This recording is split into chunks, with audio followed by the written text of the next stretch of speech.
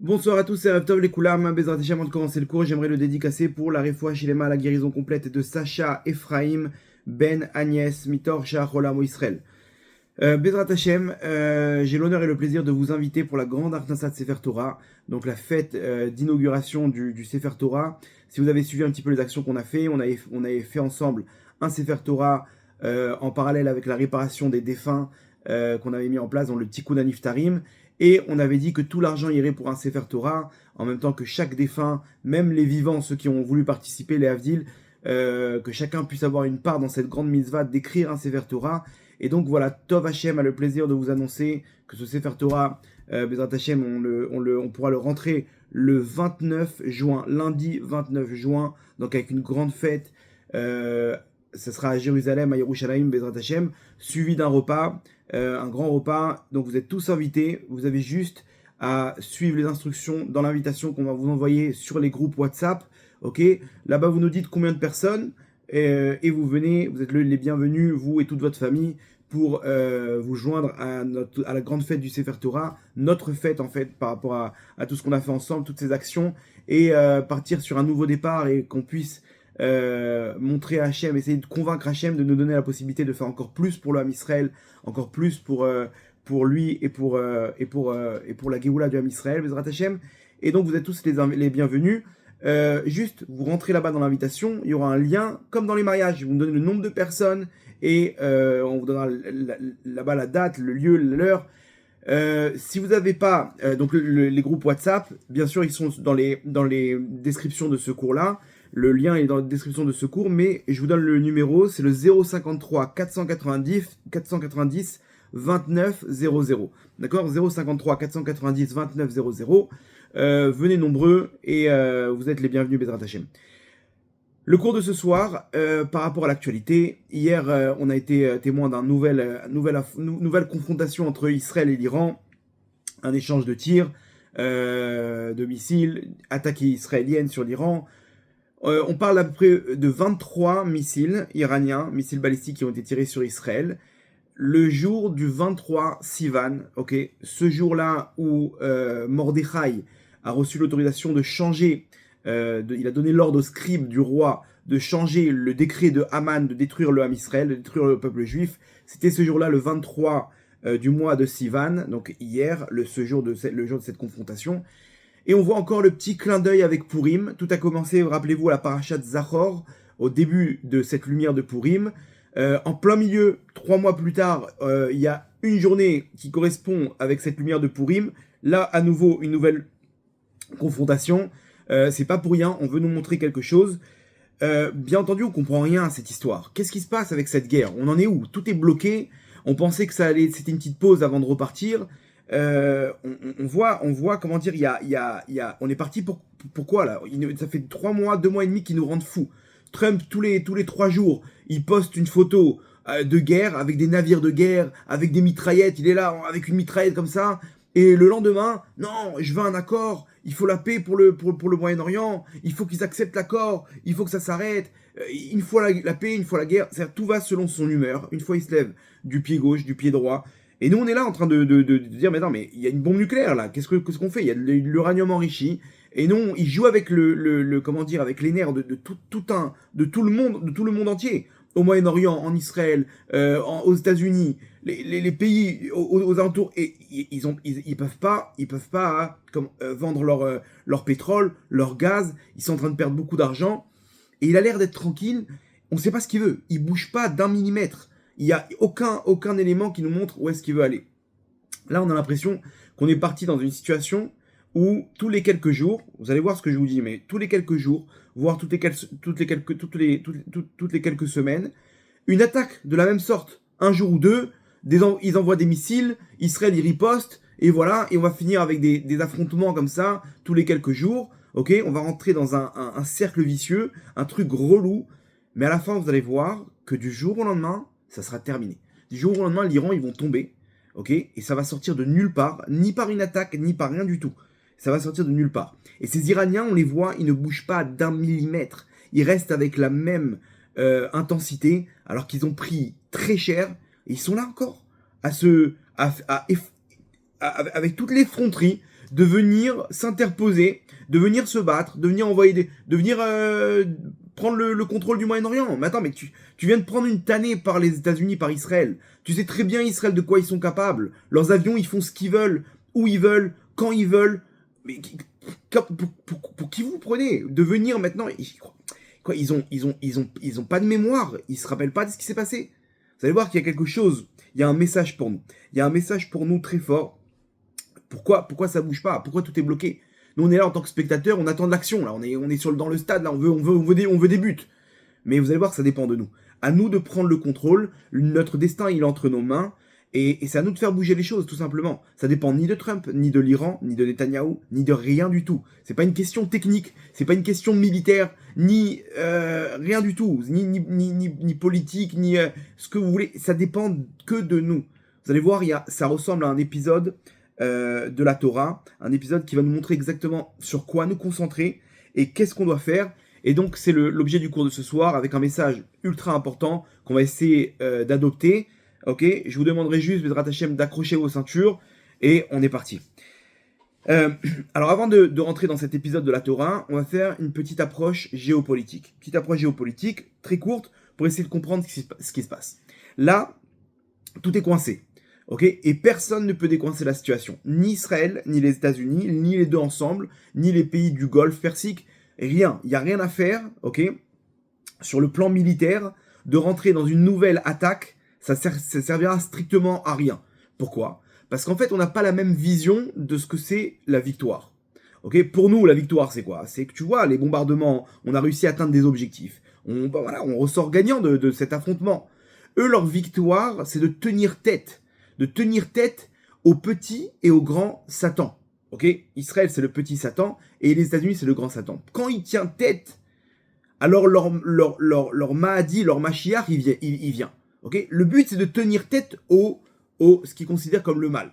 Donc, pour eux, plus tu vas les affronter, plus tu vas les bombarder, plus tu vas leur donner la possibilité de marquer des points. Ok, donc c'est un cercle vicieux qui est interminable. Interminable, parce qu'ils vont toujours faire la tête dure, ils vont toujours tenir tête, ils vont toujours faire les lourds, et hop, un missile. Maintenant, ils ont des missiles qui sont sous des montagnes. C'est-à-dire que tu peux leur boucher la sortie des missiles. Mais bon, ils vont, avec 2-3 tracteurs, ils débouchent la sortie des tunnels. Et ils envoient encore des missiles. Et les missiles, ils les dispersent un peu partout dans l'Iran. Et ils ont des milliers de missiles. Chaque missile balistique, il neutralise tout un pays. Il n'y a plus d'avions, il n'y a plus d'écoles, il n'y a plus rien. Regardez, pendant 24 heures, plus de 24 heures, là, un jour et demi, tout était neutralisé en Israël. Pareil, les pays du Golfe Persique, ils bloquent le détroit d'Ormuz, et ils ont avec eux les Houthis. Alors on fait quoi? On est coincé. Qu'est-ce que tu veux faire de plus? On les a bombardés, on les a massacrés, on les a frappés, et ça sert à rien. Un seul missile balistique, et ils te neutralisent encore tout. Donc imaginez-vous, tous les quelques jours, un petit missile, 5 missiles, 6 missiles, 10 missiles. Ils font pareil avec le Koweït, ils font pareil avec Dubaï, ils font pareil avec l'Arabie Saoudite. Et donc ils neutralisent tout le Moyen-Orient. Okay, et ils n'ont pas froid aux yeux. Pourquoi? Parce que c'est ça leur vision des choses. Donc c'est quoi l'histoire? Qu'est-ce qu'on doit faire? Alors comprenez bien, tous les pays du Golfe Persique, ils tremblent de peur de l'Iran. Pourquoi? Pas au niveau de leur force militaire. Parce que eux, ils veulent absolument découdre avec eux. Ils veulent se débarrasser de l'Iran. L'Iran, il leur pourrit leur économie. Regardez, en un instant, ils ne peuvent plus vendre leur pétrole, leur gaz. Tout ce qu'ils ont misé pendant des années, tout tombe à l'eau. Ok, c'est le cas de le dire, tout tombe à l'eau. Quand le pétrole il peut plus sortir, bah, il finit dans l'eau. Et tous les bateaux ils sont coincés dans l'eau. Donc comment dire, ils sont coincés, ils savent pas quoi faire, et surtout ne pas montrer une opposition à l'Iran, parce que eux ils sont têtus en face. Ils vont dire ah t'es contre nous, il y a pas de problème. Et ils envoient des missiles. Ils envoient des missiles tous les quelques jours, et ils sont là pour montrer leur présence jusqu'au bout, embêter tout le monde jusqu'au bout. C'est ça leur politique. Et donc le Qatar, le Koweït, ils veulent surtout pas montrer qu'ils sont... Bon, ils ont des bases américaines, mais ils veulent pas montrer... Ah, attends, Netanyahou, il était à Dubaï. Il était à Abu Dhabi. Non, ils ont tout de suite démenti. Pourquoi? Parce qu'ils savent très bien, maintenant, ils vont prendre une série de missiles. Il y avait des bases d'abord en Iran, en Irak, en Azerbaïdjan.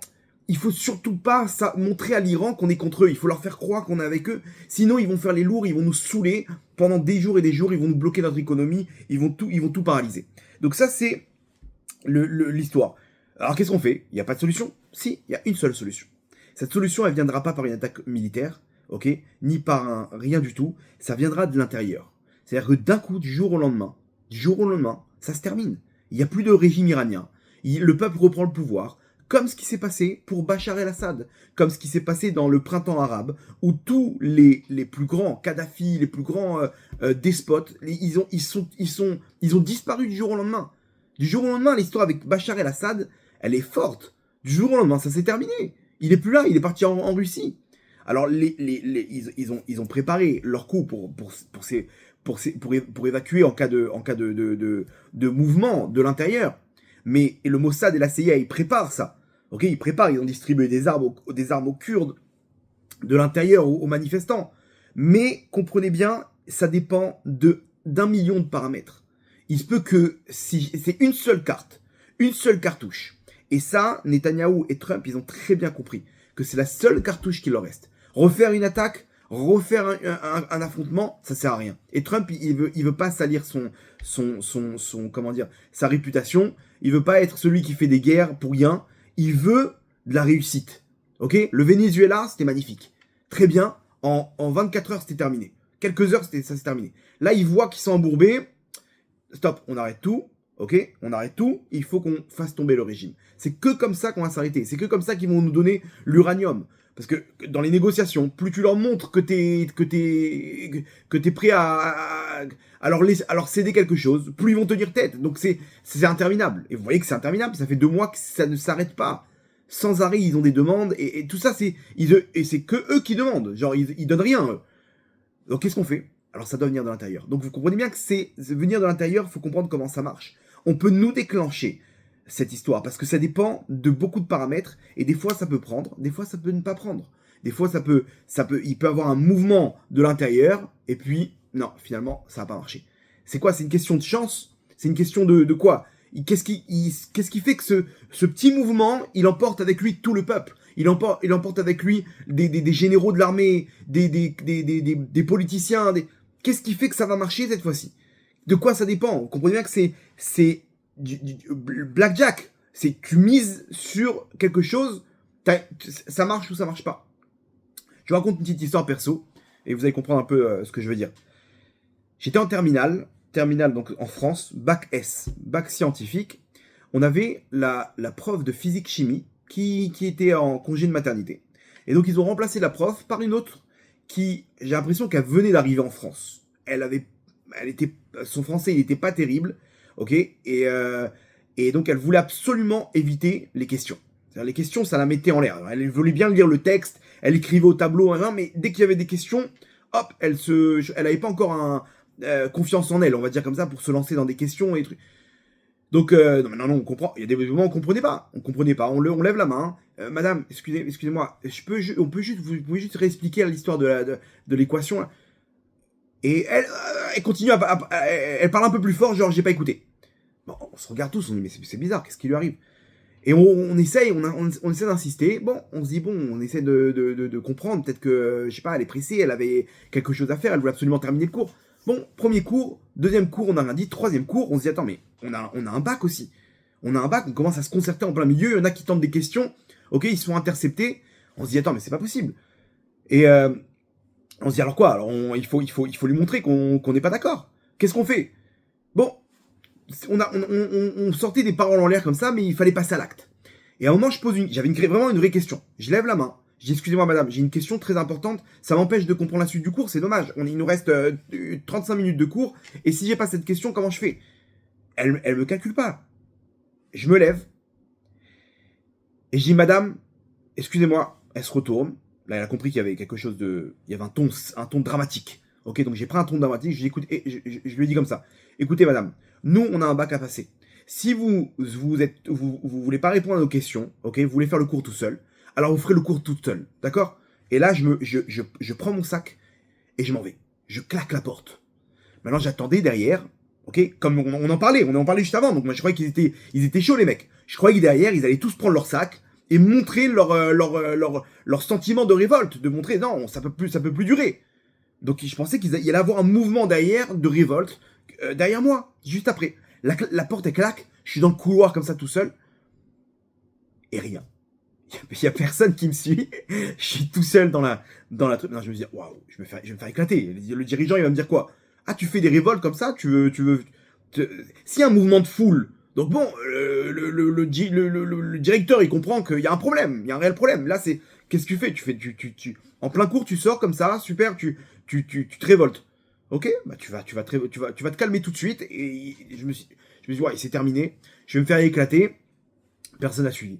Je suis tout seul, les mains dans les poches, dans la cour, vide, en train de frapper dans une pierre comme ça, de déprimé de ce que j'ai fait.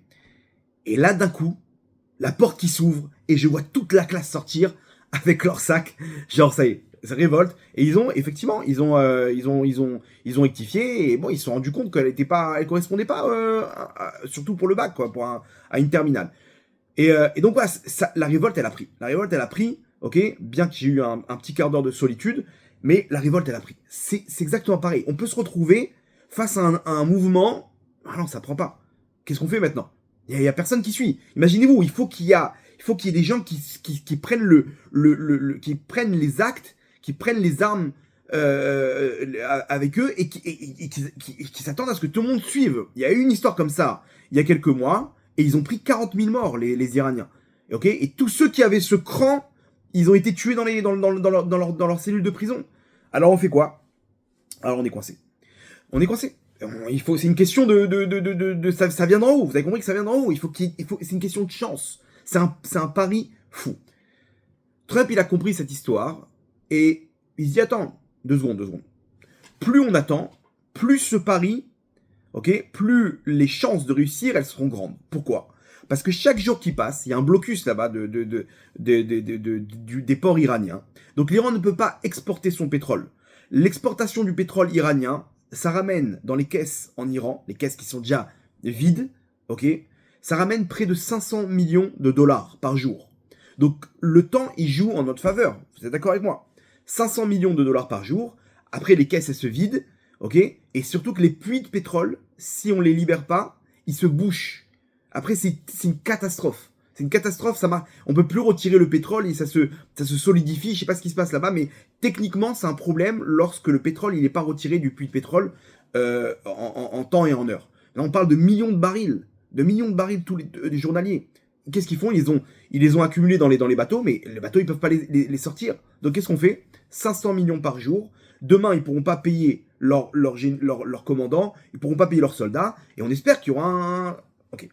Deuxièmement, pourquoi se presser? Il y a la Coupe du Monde, ok, aux États-Unis. Et le 4 juillet, il y a l'indépendance, la journée d'indépendance américaine, 250 ans d'indépendance. Ça se fête, vous êtes d'accord avec moi? 250 années d'indépendance américaine. Donc c'est pas le même jour de l'indépendance. C'est pas les mêmes fêtes qu'on va faire, c'est pas les mêmes feux d'artifice. On peut pas faire ça si nos soldats ils sont en guerre, il faut que ça soit... Vous comprenez? Il y a des événements maintenant aux États-Unis. Donc faut pas mêler les guerres à ces événements. Les gens ils sont contents, faut leur donner ce qu'ils veulent. Donc très bien, on attend dans 2 mois. Dans 2 mois, après la Coupe du Monde, eh ben on en reparlera. Les gens ils vont oublier qu'on s'est embourbé en Iran. On prolonge un petit peu l'histoire et après on attaque. Mais d'ici là, peut-être que ça sera possible. Peut-être que de l'intérieur, ça va se réveiller. Ok. Donc, qu'est-ce qui se passe? Donc, c'est pour ça que jusqu'à maintenant, tout est bloqué. Il veut attaquer, il veut pas attaquer. Pourquoi il bouge pas? Pourquoi il nous rend fou, Trump? Voilà, ça c'est l'histoire géopolitique. Géospirituelle, maintenant, on va rentrer dans une approche géospirituelle. Et vous allez voir comment ça marche. Comment ça marche selon la Torah. Selon la Torah, il faut savoir que quand tout est bloqué, ça ne veut pas dire que c'est le scénario que je vous ai donné maintenant. Pourquoi tout est bloqué? Parce qu'on attend on n'a qu'une carte. C'est un pari maintenant de se réveiller d'intérieur. Donc tout est bloqué. Mais si tout est bloqué en bas, c'est parce que tout est bloqué en haut. Ok? Vous allez comprendre comment ça marche.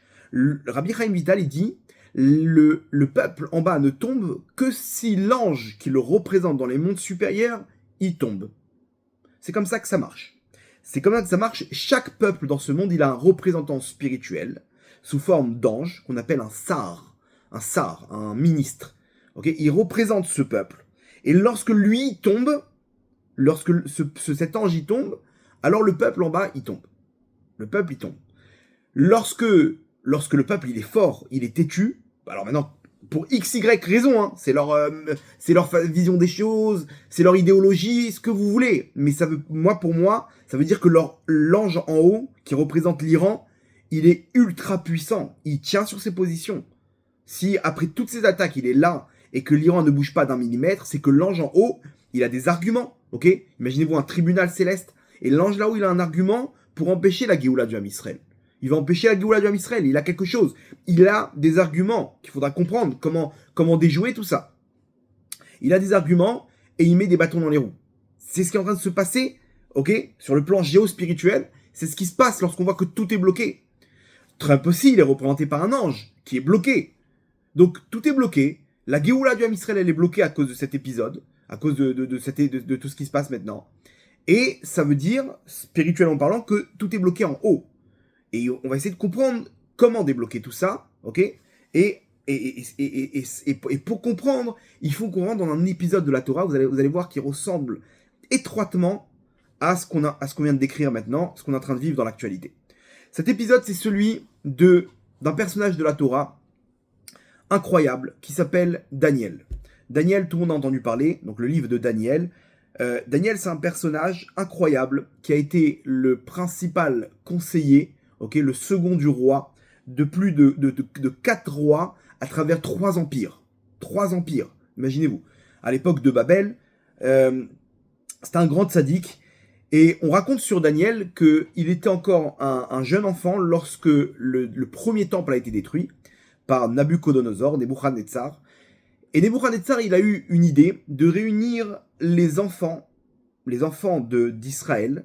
Les enfants d'Israël. Donc chaque fois qu'il arrivait à conquérir un peuple, il exilait le peuple, mais il exilait d'abord les enfants du peuple. En Israël, il a exilé, du peuple juif, il a exilé les enfants qui étaient intelligents. Pourquoi il a fait ça? On parle d'enfants de 8, 9, 10 ans. Okay, il les a exilés dans son palais, okay, dans un endroit dans son palais. Pourquoi il a fait ça? Parce qu'il voulait faire grandir des sages, les élever, leur donner la sagesse qu'ils ont accumulée jusqu'à aujourd'hui. Et quand il prend des enfants de chaque peuple, qu'est-ce qu'il gagne? Il gagne doublement. Premièrement, alors il peut s'entourer de force, parce que dans chaque peuple, il y a des sagesses, okay, que aucun autre peuple n'a réussi à acquérir. Okay, surtout chez les Juifs. Ils voient la grandeur du Beth Amikdash, ils voient la sagesse des Juifs, ils voient ce peuple qui tient sur ses jambes génération après génération. Ils comprennent que là, il me faut des pointures. Un roi, lorsqu'il est entouré de sages, lorsqu'il est entouré de sorciers, de conseillers, on voyait Paro, il avait les Khartoumim, il avait des astrologues, ça montre de la puissance. Le roi, il a besoin de conseillers. Il veut pas se tromper. C'est lui qui décide. Mais il aime entendre des paroles de sagesse, d'astrologie, des sciences, etc. Donc là, il s'est dit, je vais munir, ça va me donner encore plus de force d'avoir le contrôle sur les cerveaux de chaque pays. Très bien. D'un autre côté, ce qui se passe, c'est que ces cerveaux, eux-mêmes, ils sont trop petits pour avoir de la rancune, okay, de ce qui s'est passé, de ce qu'on a conquis leur pays, qu'on a tué leurs proches, etc. Donc ils sont trop petits, ils vont pas avoir un esprit de vengeance, comme un jeune de 15 ans, 16 ans qui a déjà un peu cet esprit-là. Donc ils vont grandir, ok, et ils vont influencer leur peuple, ils vont faire partie des leaders du peuple, ok. Mais comme ils ont grandi dans le palais du roi, et qu'on leur a rentré comme ça un message d'être pour la royauté, on leur a donné à manger, à boire. Donc forcément, ils vont être avec le pays, et donc ils vont influencer de la meilleure des manières leur peuple, d'accord? Et donc ils ont pris Daniel, il faisait partie de ces jeunes enfants, Daniel, avec lui Hanania, Mishaël et Azaria, c'était des prophètes, et ils les ont pris, ces enfants-là, ils les ont mis dans un endroit avec tous les autres enfants, et là-bas ils leur ont donné du vin, des viandes, du pain royal, des repas de la cuisine du roi. Ok, on voulait leur donner les meilleurs mets, les meilleures tables. Et lorsque Daniel il a vu ça, il est parti voir le représentant. Il lui a dit, écoute, avec mes frères là, on ne veut pas manger du pain du roi, et encore moins de viande, et on ne veut pas toucher au vin. Ça nous fait des problèmes, ok. Donc, imaginez-vous, il était tout petit. Il commence déjà à poser ses règles. Moi, je touche pas à cette viande-là. Voilà, tu peux monter les sangs, je touche pas. Donc, il est pas venu en mode menace. Il est venu en mode si t'as pas quelque chose d'autre pour nous, ça serait top. Le représentant, il dit attends, 2 secondes. Demain, vous allez vous retrouver maigre par rapport aux autres enfants. Le roi, il va me couper la tête à moi. Donc, je peux pas écouter votre demande. Qu'est-ce que vous êtes obligé de manger? Il dit ouais, il a raison. Il faut penser à lui aussi. Il dit écoute, tu sais ce que tu vas faire? Donne-nous du riz, des pâtes, des trucs comme ça, ok? Et fais-nous confiance. Viens, on fait un test de 10 jours. 10 jours. Et tu vois ce que ça donne, ce que ça fait comme effet sur nous. Si tu vois qu'on maigrit, alors on reviendra sur le menu du roi. D'accord? Bon. Ils ont demandé, il a dit bon, écoute, il n'y a pas de problème. Si c'est comme ça, on fait un test. 10 jours de test. Il leur a donné ce qu'ils voulaient. Et effectivement, il était encore en meilleure santé que tous les autres enfants.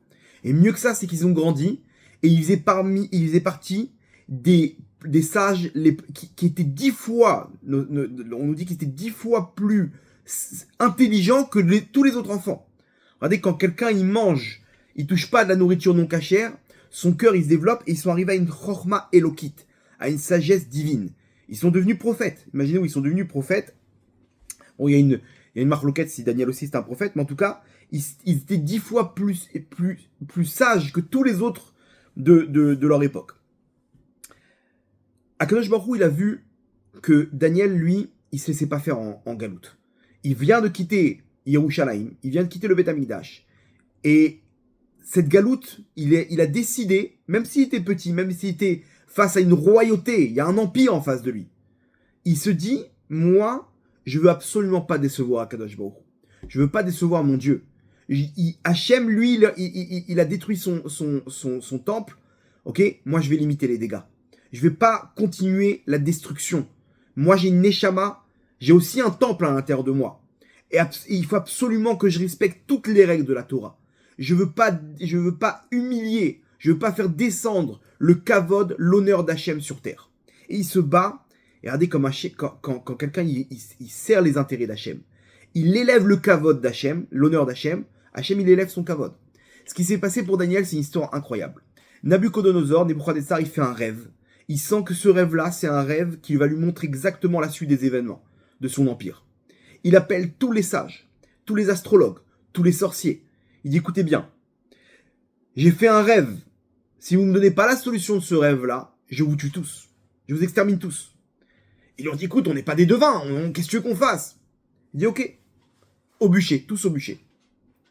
Les soldats, ils ont pris les sages pour les exterminer, pour les exécuter. Et lorsqu'ils sont arrivés dans la maison de Daniel, Daniel, il entend le décret, il dit aux autres de se cacher. Le lendemain, il fait un rêve. Dans la nuit, il fait un rêve, ok, où en rêve, on lui montre, Hachem, écoutez bien, il lui montre la solution du rêve. Daniel, il a la clé entre les mains. Le lendemain, ils viennent il tape à sa porte. Et le responsable là-bas des exécutions, il lui dit, suis-nous. Il dit, pourquoi? Il dit, vous êtes tous mis à mort. Il dit, pourquoi mis à mort? Parce que personne n'a donné la solution du rêve. Il dit, écoute, personne n'est venu me voir. Moi, j'ai la solution du rêve. Fais-moi rentrer chez le roi. Normalement, ils auraient dû l'exécuter tout de suite. Ils viennent avec une épée. Il n'y a pas de tu suis pas. Qu'est-ce que tu veux? Tu discutes pas maintenant, Daniel. Le roi, il a ordonné. C'est terminé.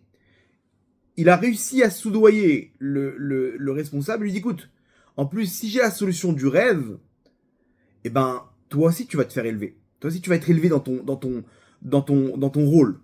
Ah, c'est vrai que c'est pas faux ce que tu dis. Il amène devant le roi, et Daniel, il donne toute la solution du rêve de Nabucodonosor, de Nebuchadnezzar. Nebuchadnezzar, il tombe par terre. Il dit, mais c'est quoi cette sagesse? Et il bénit le Dieu des Juifs. Et Hachem, il lui dit, Hachem, il montre à Daniel, tu t'es occupé de mon kavod sur terre, tu t'es occupé de mon nom, de faire grandir mon nom, de faire grandir mes honneurs, je vais m'occuper de toi. Hachem, il crée un problème, il fait un rêve à Nebuchadnezzar, et il donne la clé à Daniel. Et Daniel, il devient le second du roi. Il devient le conseiller principal du roi, Nabuchodonosor, qui est le roi du monde, puissance mondiale. Babel, à l'époque, c'est la puissance mondiale. À ce moment-là, Daniel, il prend une réputation incroyable. Ok, on l'appelle Ishramoudot. Ishramoudot, c'est-à-dire tout le monde l'aime, tout le monde l'adore. Tout ce qu'il dit, les gens, ils sont ébahis par ses paroles, par sa sagesse. Il a peur de personne. Et lui, il fait sa religion, il fait les commandements d'Hachem, il étudie sa Torah. Et tout le monde le respecte. Mais à travers lui, ok, c'est l'ambassadeur d'Hachem sur terre. À travers lui, Hachem, son nom grandit, malgré que Nebuchadnezzar, c'est lui le roi du monde. Il comprend Nebuchadnezzar que le Dieu des Juifs, vaut mieux pas se confronter à lui. L'histoire ne s'arrête pas là. Dans la suite, il y a des rois qui ont suivi derrière. Il y a les conseillers, je vous passe les événements, etc. Mais les conseillers étaient jaloux de Daniel. Ils ont dit au roi qui a suivi, ils lui ont dit, regarde, ils sont tous avec leurs idoles dans ton royaume, dans ton empire. Viens, on leur dit pendant 30 jours d'arrêter de prier, d'arrêter de se prosterner devant leurs idoles. Comme ça, ils vont se concentrer à ta royauté. Et après, ils pourront revenir dans leur délire. C'était quoi leur stratagème? Ils savaient que Daniel, il priait 3 fois par jour pour la Géoula du Ham Israël, pour la délivrance du Ham Israël. Ils savaient qu'il y avait 70 ans d'exil et qu'après 70 ans, il fallait sortir d'exil. Et Daniel, il priait 3 fois par jour. Ils avaient cette info. Donc ils se sont dit, très bien, on va donner un ordre. Et lui, Daniel, on le connaît. Lui, il perd pas son sang-froid. Il va continuer à prier, on va le balancer. Et voilà, il n'a pas écouté l'ordre du roi. Et il va se faire exécuter. Ok, super. Le roi, il adore l'idée. Il dit, ok, super. Il donne le décret. Bien sûr, Daniel, il continue son travail dans la galoute. Et il ouvre une fenêtre 3 fois par jour dans sa chambre. Une fenêtre qui est dirigée vers Jérusalem. Et il pleure à Hachem. Il supplie Hachem que Hachem puisse revenir. Que nos yeux puissent voir ton retour à Tzion. Et Daniel, il pleure pour le Ham Israël. Daniel, il pleure pour la galoute. Il supplie Hachem, je t'en supplie, je ne veux pas rester ici, je veux pas que ton peuple reste ici, je veux pas que ta présence divine reste dans cette galoute. Ramène-nous à Yerushalayim. Et il prie. Jusqu'à qu'ils l'ont surpris avec des témoins. Ils ont balancé au roi. Le roi dit, pourquoi t'as fait ça? Il dit, je peux pas me séparer de mon Dieu. Tu sais très bien comment ça marche. J'ai mon Dieu, j'ai mes préceptes, j'ai mes commandements, et il n'y a personne au monde qui va me séparer d'Hachem. Le roi lui dit, écoute, le décret c'est le décret, ils mettent la pression, je suis obligé de te jeter dans la fosse aux lions. Il le jette dans la fosse aux lions, le roi juste avant lui dit, j'espère que ton Dieu il te délivrera. Ce Dieu qui a délivré le Ham Israël, j'espère qu'il te délivrera. Et il jette Daniel dans la fosse aux lions. Daniel il prend ses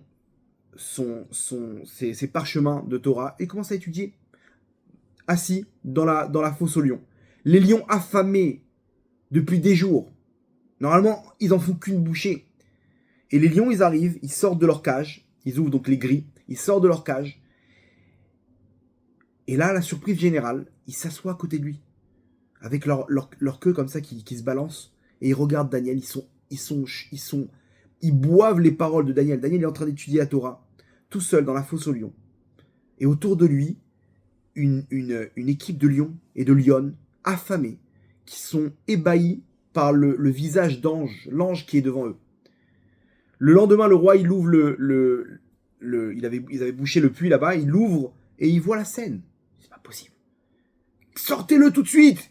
Il a compris, il s'est jeté à ses genoux. Il dit, mais qu'est-ce qu'on a fait? Qu'est-ce qu'on a fait de jeter dans la fosse aux lions alors que ton Dieu, il te protège? Là, tout le monde a compris. Ils ont jeté les conseillers qui ont voulu se venger, ils les ont jetés dans la fosse aux lions. Ils n'ont même pas touché le sol, qui se sont fait bouffer par les lions. Imaginez-vous de quoi on parle. Non, le Malbim, il pose une question. Il dit, je comprends pas. Pourquoi Daniel, il continue à prier alors qu'il y a un décret du roi? Pourquoi tu te mets en danger? Ici, faut savoir une chose, que c'est pas comme si que le roi, il a voulu, ce qu'on appelle les avir à la date, d'enlever leur religion, d'enlever la Torah. C'est juste pendant 30 jours. Pendant 30 jours. En plus, selon certains avis, la prière, elle est des Rabbanan, elle n'est pas de la Torah. Le Rambam, il dit que c'est de la Torah. Le Ramban, par exemple, il dit que c'est des Rabbanan. De prier à Hachem, c'est des Rabbanan. C'est un commandement qui provient de nos sages. Donc, si tu as un danger de mort, et que eux ils ne veulent pas en plus t'enlever ta Torah et tes mitzvot, et que c'est des Rabbanan, pourquoi tu prends le risque? Le Bali me pose la question, il dit qu'est-ce qu'il veut? Daniel, pourquoi il prend le risque? Il a failli mourir. Daniel, il n'est pas dans le prendre un risque ou faire attention à. Daniel, il a décidé, à partir du moment où il est rentré en cette galoute, il a décidé que le Ham Israël ne resterait pas un instant de plus que ce qui a été décrété en galoute. Daniel, il prie et personne ne peut l'empêcher de prier pour arrêter cette galoute, pour empêcher l'exil du Ham Israël, pour empêcher le rallongement de l'exil du Ham Israël. Entre parenthèses, le Harizal nous dit que David Ameler et Daniel, c'est les deux seuls qui sont venus en une vie et qui ont fait tout leur Gilgoul. Tout le Gilgoul en une seule vie. One shot. Ok, nous on revient, on a un pass VIP. On revient toutes les générations, on revient en Gilgoul. Pour terminer encore un petit pourcentage. Daniel, il est arrivé, en une seule vie, il a fait son Gilgoul. Ça y est, tout de suite, il arrive, il est passé au Lamaba. Comme David Ameler. Les deux seuls, nous dit le Harizal, dans Shara Gilgoulim, qui ont fait leur Gilgoul en une vie, c'est David Ameler et Daniel. Donc imaginez-vous de qui on parle. Daniel, c'est quelqu'un qui descend, il a une mission, il prend cette mission jusqu'au bout. Quand on l'amène en galoute, malgré qu'on l'a fait grandir avec les peuples du monde, avec les sages du monde, avec les rois, il ne se laisse pas abattre. Il est face à Hachem. Il s'occupe du kavod d'Hachem. Donc qu'est-ce qu'Hachem il fait à des gens comme ça? Hachem il élève leur kavod. Parce que ton kavod c'est mon kavod. Quand toi t'es élevé, moi je suis élevé, Hachem il dit. Donc qu'est-ce qu'Hachem il fait? Il change les règles de la nature. Les lions d'un coup ils auront plus faim. Les lions moi quand je serai avec toi Daniel, les lions ils pourront pas te toucher. Là-bas il y avait la présence divine. Toi tu descends avec moi. Tu descends avec la Shrina. Tu pleures avec la Shrina. Tu te laisses pas abattre quand il y a de la galoute, qu'on veut t'empêcher de te rapprocher de moi. Tu continues à te battre. Tu te révoltes contre cette galoute. Tu continues dans tes mitzvot, envers et contre tous. Imaginez-vous, on parle pas de copains et copines qui se moquent de lui. On parle des plus grands rois. T'es avec moi dans ces moments-là, moi je serai avec toi aussi quand tu vas descendre. Et Hachem, il descend avec lui et personne ne peut le toucher. Il y avait un calcul que l'homme Israël il devait être 70 ans en exil. Ok. À partir de quand commence le calcul?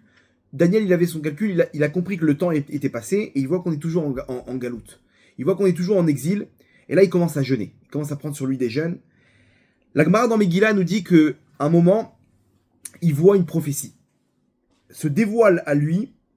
Il y avait avec lui d'autres prophètes. Il y avait Chagai, Zecharia et Malachi. Et Daniel. Et là, d'un coup, il y a un dévoilement divin.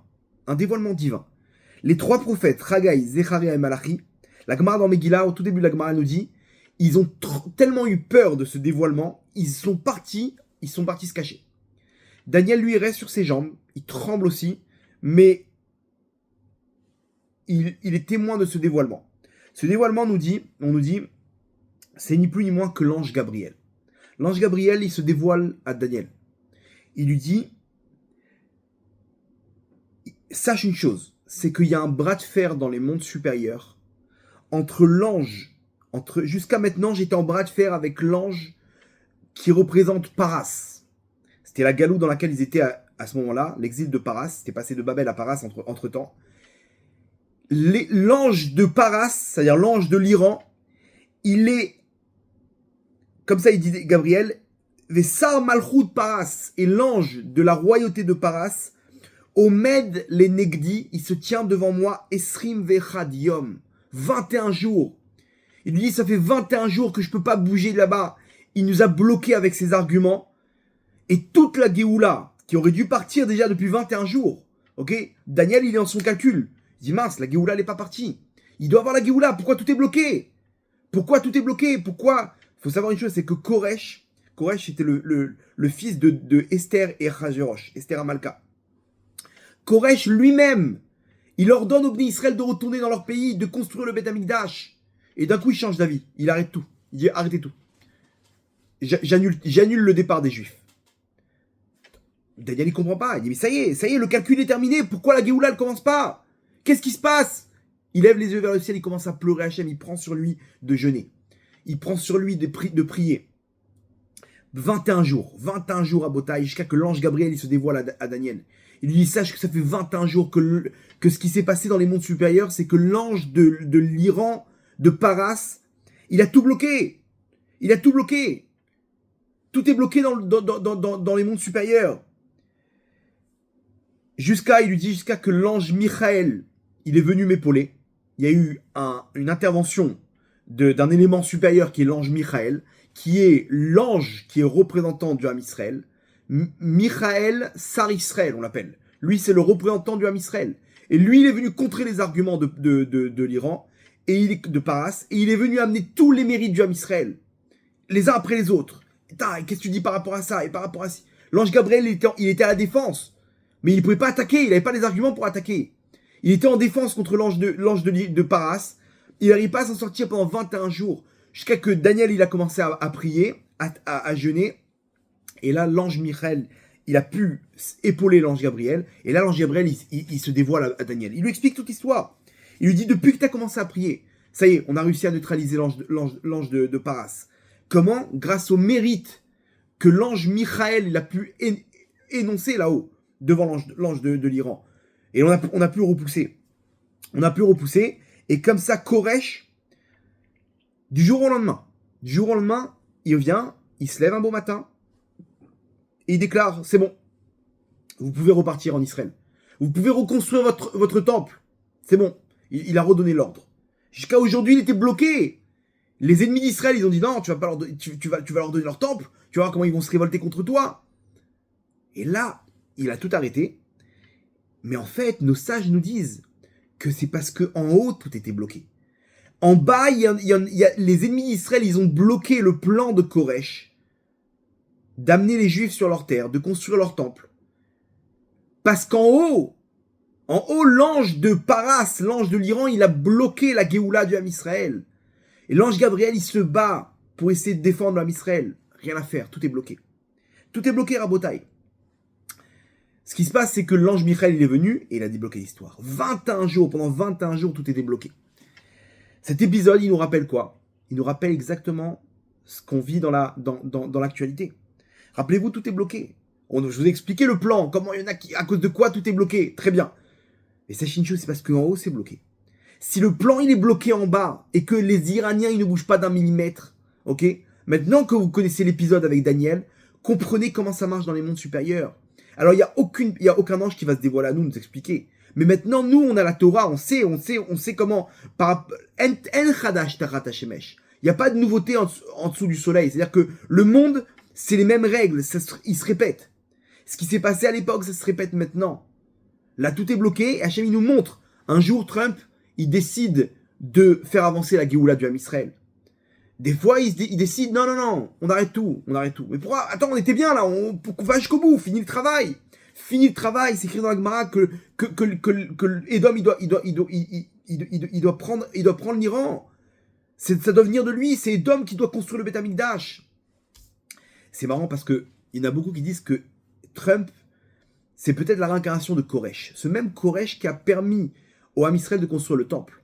Et figurez-vous que lui et ses conseillers, ils disent ouvertement, ils disent on va permettre aux Juifs de reconstruire leur temple sur leur terre.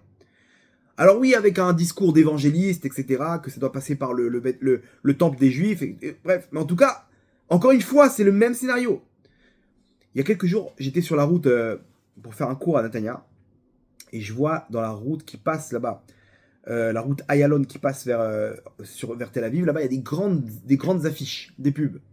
Et je vois une grande affiche avec Trump.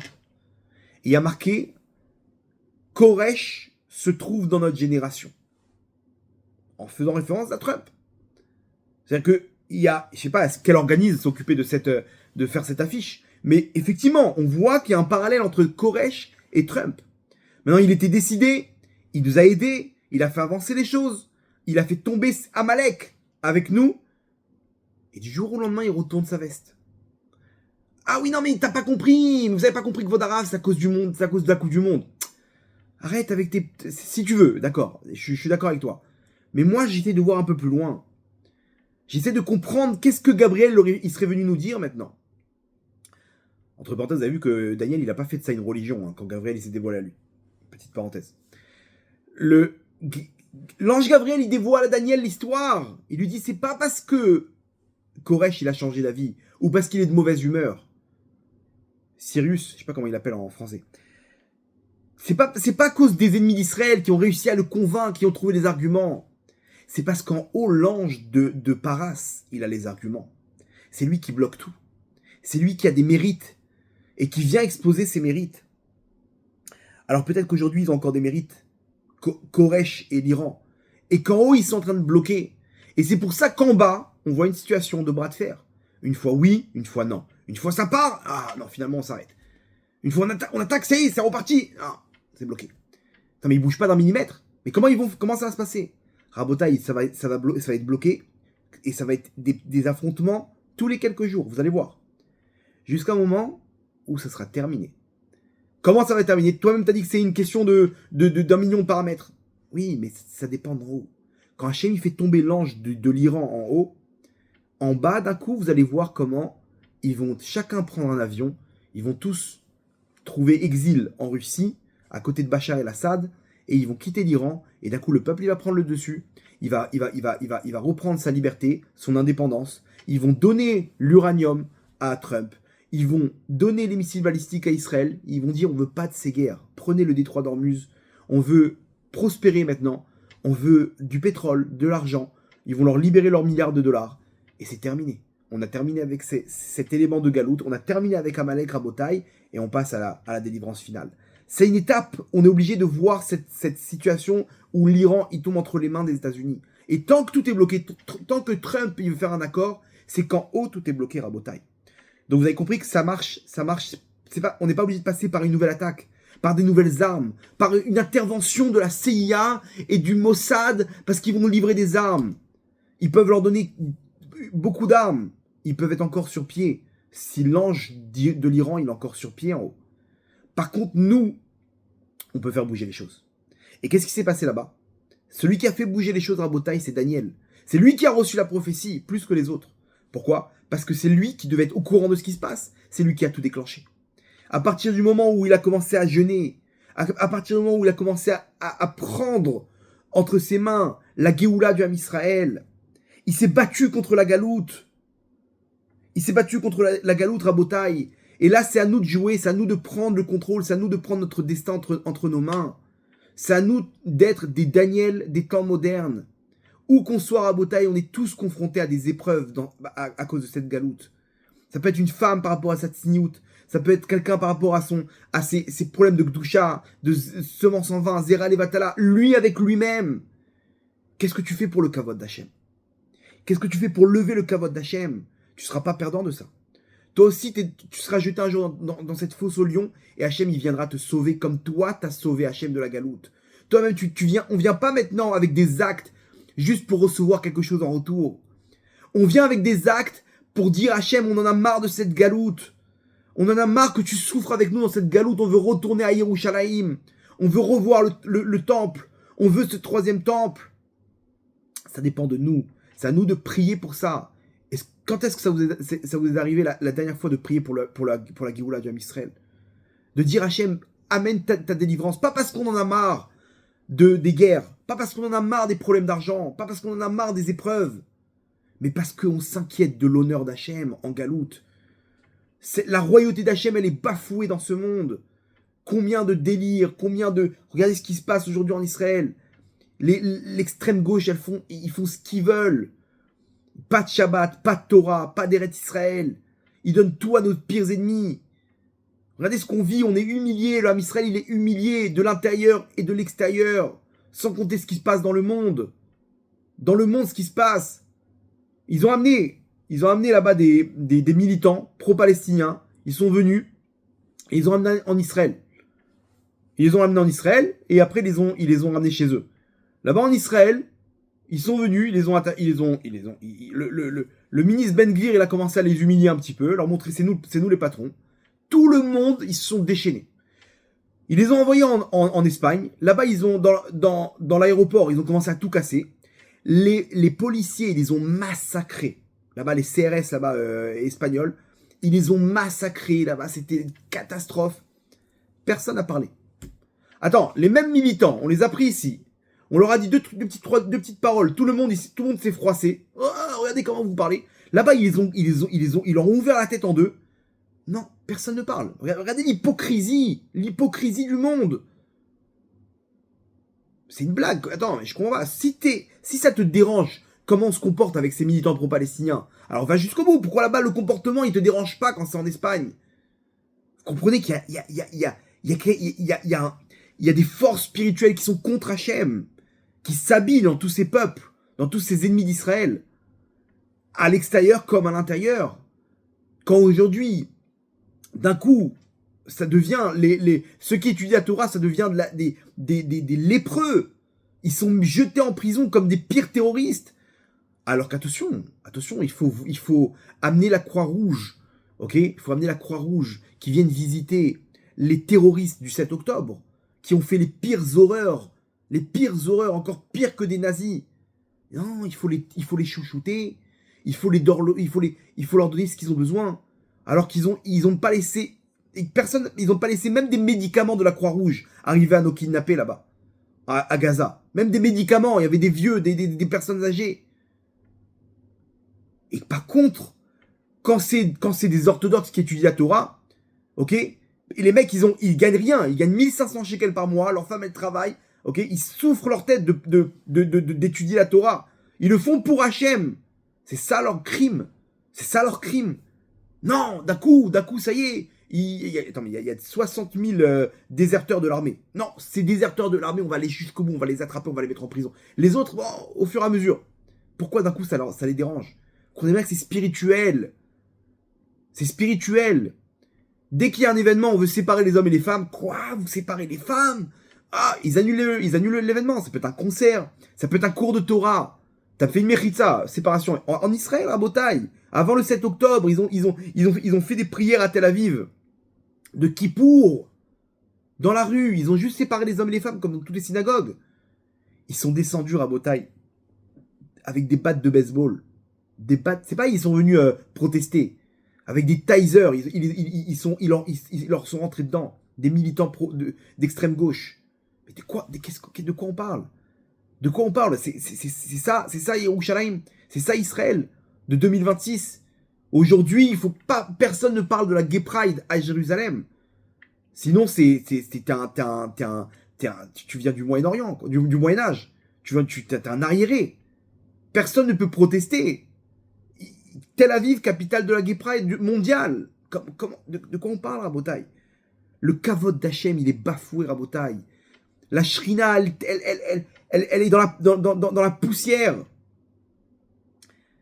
Il faut la relever, Rabotai. La kama shrinta me'afra, il faut relever la shrina de la galoute, de la poussière. C'est ce qu'il a fait, Rabotai, Daniel. Daniel, il s'est pas laissé attraper par du vin et de la viande. Il s'est pas laissé attraper par ce monde-là, par le monde matériel.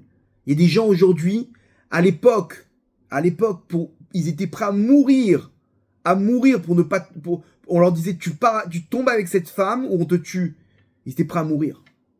Gilou Yarayot, si une personne te met un pistolet sur la tempe et il te dit tu vas avec cette femme là, tu fais ce qu'on appelle Gilou Yarayot, de l'adultère, il faut qu'il se laisse tuer.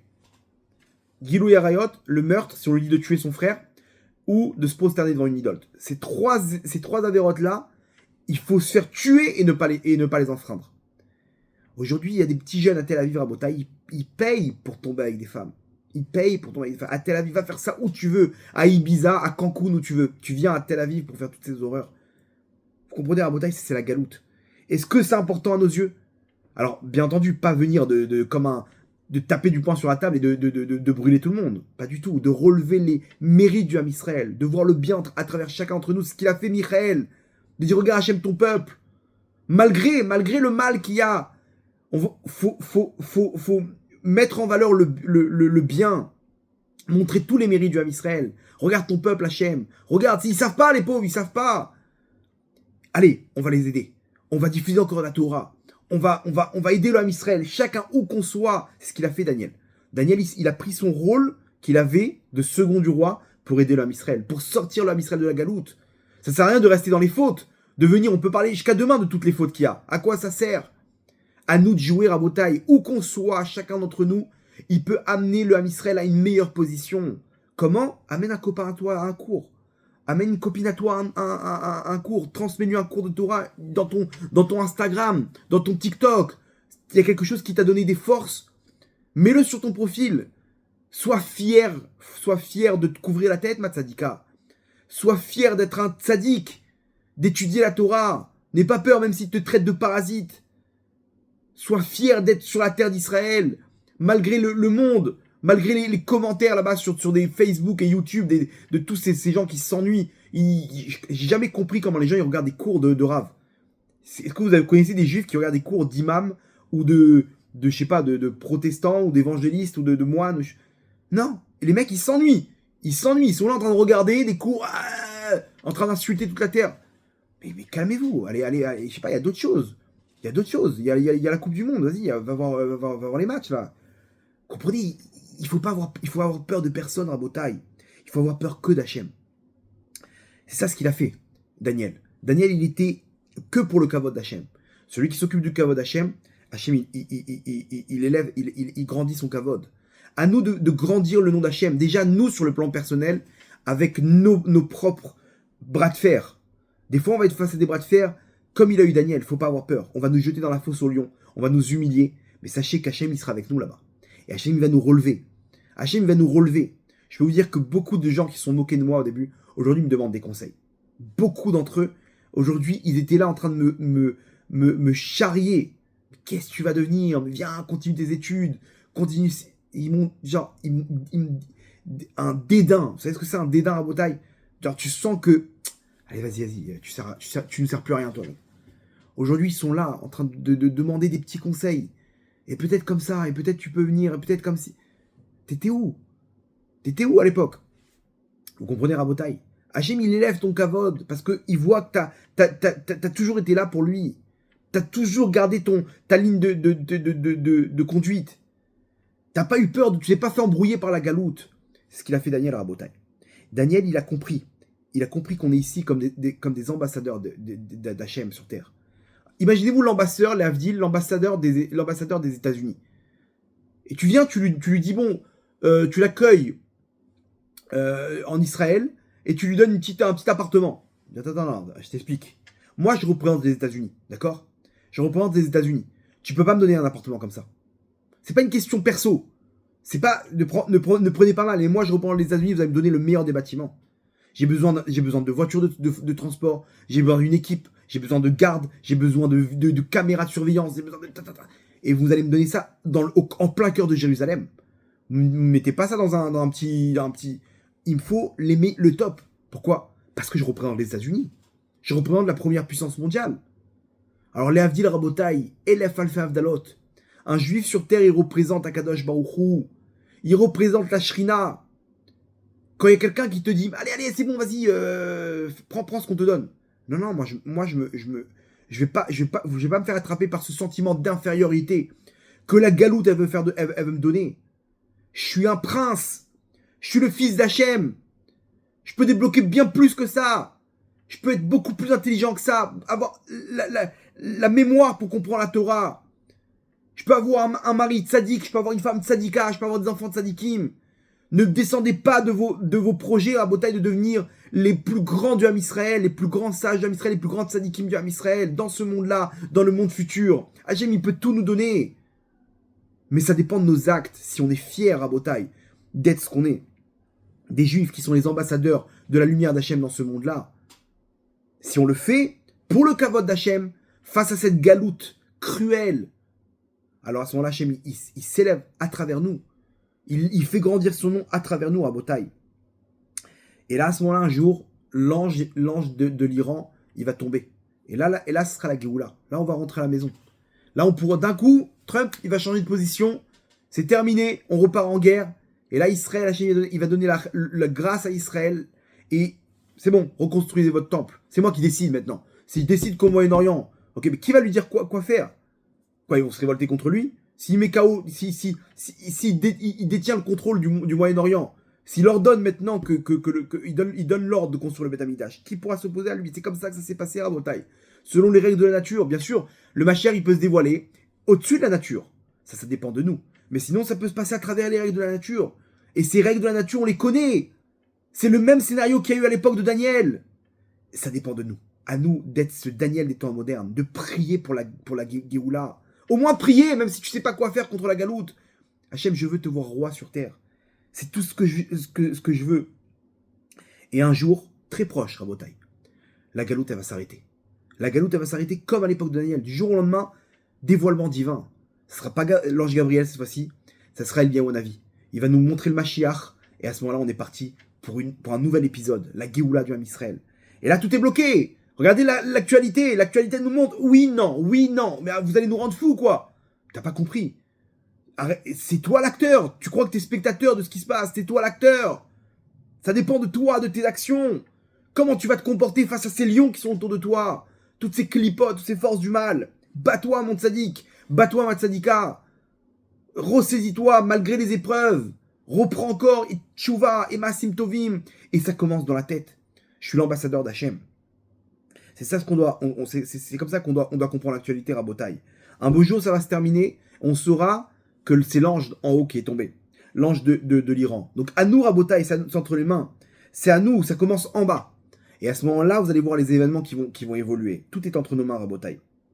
Encore un peu. Et encore un peu. C'est pas pour rien, Rabotai, que c'est tombé ce jour du 23, du Kav Gimel de Sivan. Parce que là-bas, c'était un clin d'œil d'Hachem. Hachem, là-bas, il nous a fait un petit bisou sur le front.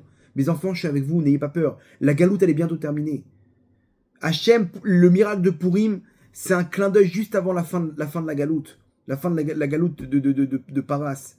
Là, Hachem, ce même clin d'œil, il vient. Et Hachem, il réécrit exactement ce qu'il a écrit là-bas à ce même jour. Ce même jour. Les scribes, ils ont changé ce qui était écrit, le décret contre le Ham Israël. Là-bas, ils ont réécrit le décret. Le rabbi de Lubavitch, il dit que ce jour-là, il est propice pour réécrire aussi les décrets du roi. Mais on parle du roi des rois. Là-bas, on peut changer l'avenir. Là-bas, on peut changer la galoute, on peut la transformer en Géoula. C'est entre nos mains à Botaï, encore et encore. Donc maintenant, il faut se remplir de joie. On y est. Vous allez voir, il y aura encore des affrontements. On va se dire, mais c'est pas possible, c'est interminable. C'est un cercle vicieux, ça va terminer. Quand est-ce qu'on va en terminer? Et du jour au lendemain, t'es au courant? L'autre, il a pris le pouvoir en Iran. Ils sont partis. Le peuple, il a pris le pouvoir. Du jour au lendemain, vous allez voir, ils vont tomber. Rappelez-vous bien de ce que je vous dis maintenant. Du jour au lendemain, il y aura un renversement. Vous comprendrez que c'est en haut que ça a commencé.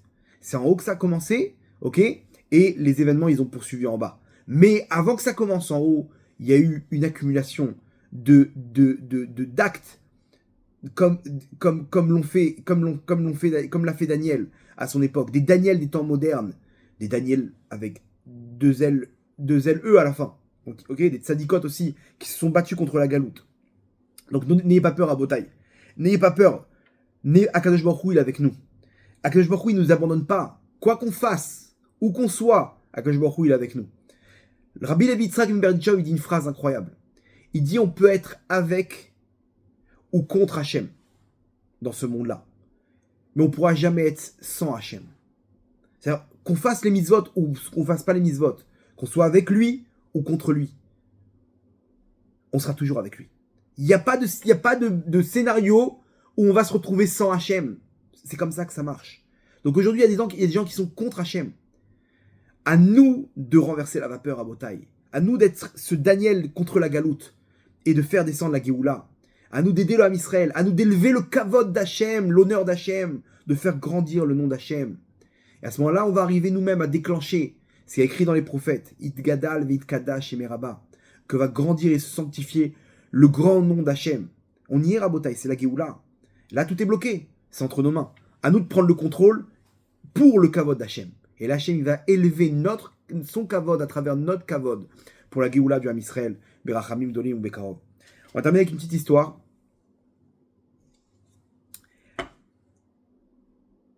À la deuxième guerre mondiale, il y avait un des dirigeants, Winston Churchill, tout le monde le connaît, en Angleterre.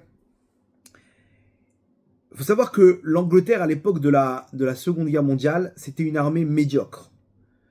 Qu'est-ce qui a fait qu'ils ont pu tenir tête contre la puissance allemande, la puissante armée allemande? C'est qu'il y avait un homme à leur tête, Churchill. Lui, il savait exactement comment ne rien lâcher. Chaque petite chose, il rajoutait encore et encore et encore un petit peu. Il était tout le temps avec des petits détails. Okay, il était à cheval sur des petits détails qui ont fait de son armée médiocre une armée qui a pu se confronter à l'armée allemande. Et il a pu leur tenir tête. Alors que de base, l'Allemagne, ils auraient dû en faire une bouchée de pain. Ils auraient dû les massacrer rapidement. Sur le plan technique, ils auraient dû les massacrer. Et finalement, l'Angleterre, ils tiennent bon. L'armée, elle tient. Et encore et encore. Il est là sur des petits détails. Il s'arrêtait sur des petits détails, des petits détails, et des petits détails.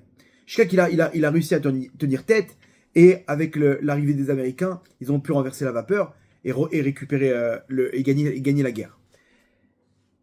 Il y a une parabole qui est très connue apparemment en Angleterre, qui vient illustrer cette confrontation de Churchill face à Hitler, et à l'époque il y avait Mussolini. Mussolini, c'était en Italie. Il ramène une histoire des trois dirigeants qui étaient à une table dans un café. Okay, c'est une parabole qui exprime cet acharnement de Churchill. Et les trois, ils sont là, et il y avait devant eux un bac avec des carpes. Des poissons. Il y avait des poissons, et les trois, ils étaient en train de discuter de l'avenir de l'Europe, jusqu'à que ils ont pris un pari. Celui qui va réussir à attraper le maximum de poissons, ce sera lui le vainqueur de la guerre. On va en découdre maintenant avec un concours entre nous trois, celui qui va réussir à attraper le maximum de poissons. Hitler, il se lève, comme à son habitude, de boucher. Il sort sa mitraillette et il commence à mitrailler. Il commence à mitrailler dans le bassin des poissons pour essayer d'attraper des poissons, même s'ils sont morts. On n'a pas dit vivants ou morts, hein, d'accord? Donc lui, il mitraille dans tous les sens jusqu'à qu'il n'a plus de balles. Et il voit, il n'y a aucun poisson les poissons, ils ont réussi à s'échapper. Là, c'est un grand bassin. Avant que ta balle elle touche un poisson, faut que tu tombes. En plus, les poissons, ils s'échappent. Il se retourne vers eux, il dit waouh, j'abandonne, je sais pas comment faire. Mussolini vient, il regarde le bassin, il enlève ses affaires, il plonge. Et il essaye comme ça, tac, tac, d'attraper des poissons, rien à faire. Vous avez essayé d'attraper un poisson, rien à faire. Tu peux pas l'attraper. Après un quart d'heure, il est essoufflé, il en peut plus, il dit j'abandonne. Churchill, il vient, et il y avait une petite cuillère là pour son café. Avec son café, il prend la cuillère du café, il se met à genoux, et il prend une cuillère du bassin, une cuillère d'eau, et il jette derrière lui. Une autre cuillère, il jette. Une troisième, quatrième, cinquième, sixième. Hitler et Mussolini le regardent et lui disent mais qu'est-ce que tu fais? Ça va te prendre 10 jours. Il dit peu importe, ça prendra même 3 mois s'il faut, mais je gagnerai cette guerre.